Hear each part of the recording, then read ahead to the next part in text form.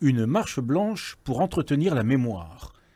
Plus de 2 ans après l'assassinat d'Alan Afagard, la famille de ce docker, père de 4 enfants, réclame justice.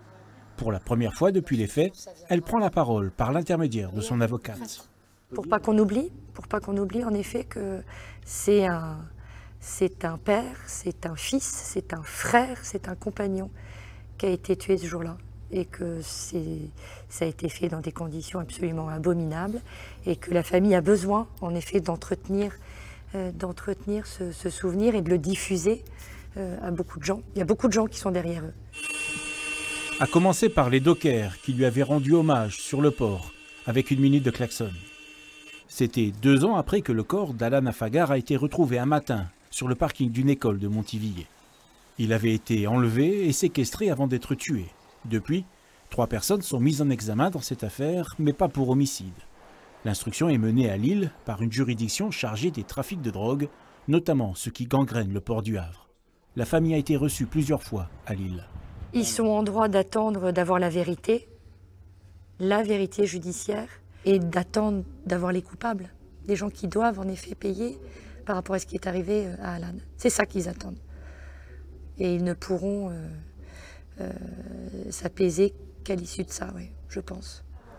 La marche blanche est prévue dimanche. Une précédente avait réuni à l'époque des milliers de personnes. Ils ont manifesté en silence dans les rues du Havre pour honorer la mémoire d'Alan Afagard, assassiné il y a un peu plus de 2 ans. Le docker avait été séquestré puis battu à mort. Cette marche blanche a été organisée par sa famille pour ne pas oublier et pour que justice soit faite. Cette marche blanche, c'est pour parler d'Alan, se souvenir d'Alan, sensibiliser la justice aussi. Il y a eu des avancées, en effet, mais il y a des questions qui demeurent sans réponse.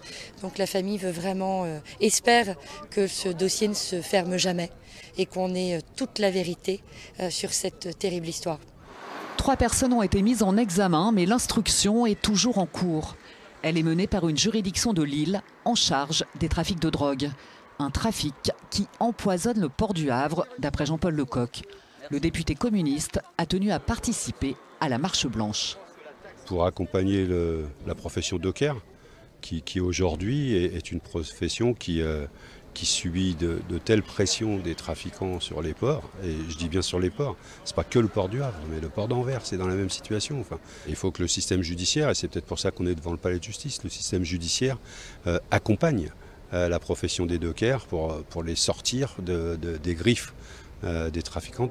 À l'issue de la marche blanche, les proches et les collègues d'Alan Afagard ont observé 1 minute de silence. Le docker, père de 4 enfants, aurait dû avoir 41 ans demain.